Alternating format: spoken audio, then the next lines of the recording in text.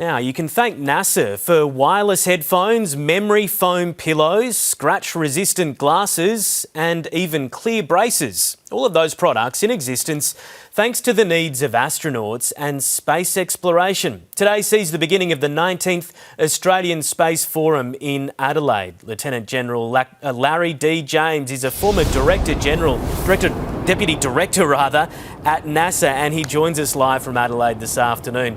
Thank you so much for joining us. Now, we just mentioned some of the great innovations that have come from space exploration. What do you see next on the horizon as great consumer products developed for space?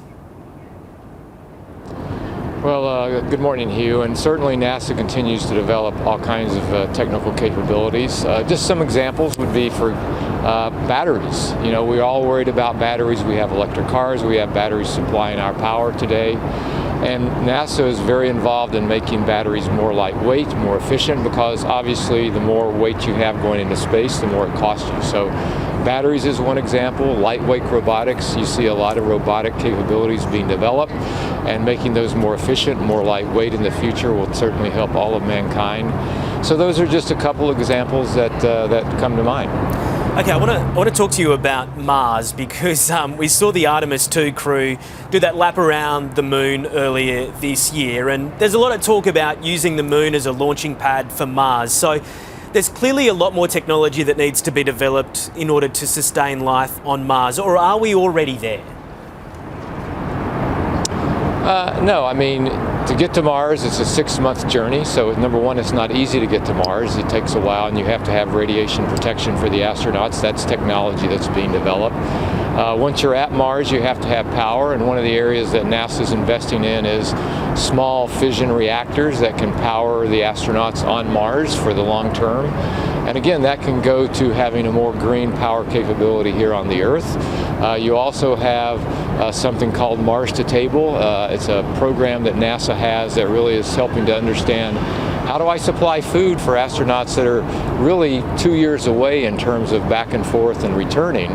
So that's an innovation that NASA is working with the broad community globally to say, how can we build long-lasting food that supports the supply chain, but also can be used in remote locations here on Earth. It can be used in disaster response, where we have to get food to people where they may not have supplies of food in the near term. So those are all things that are going on as we think about Mars. But Mars, it's not easy to get to, and it's a pretty harsh environment that we have to learn to live in. So in terms of food, I mean, I just had a flashback to The Martian, the movie with Matt Damon. Is there a future where we can grow food on Mars?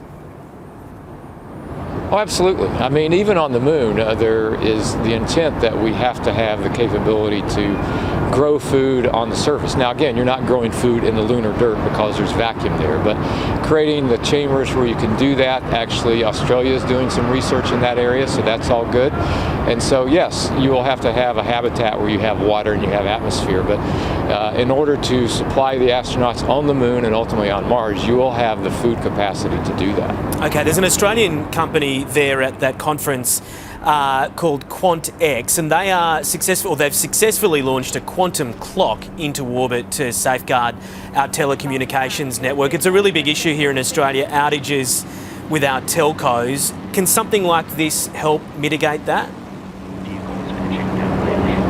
Well, yes. I mean, we talk about, a day without space. Most people don't know that GPS, where you get your navigation, also gives very precise timing.